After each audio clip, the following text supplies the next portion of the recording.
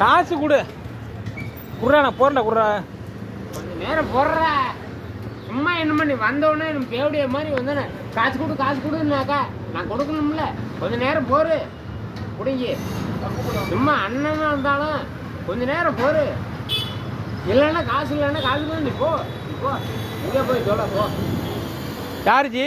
இவரா? யார் கூப்பிடாது? சும்மா எந்த நேரம் பார்த்தாலும் இதே அங்கே போதும்.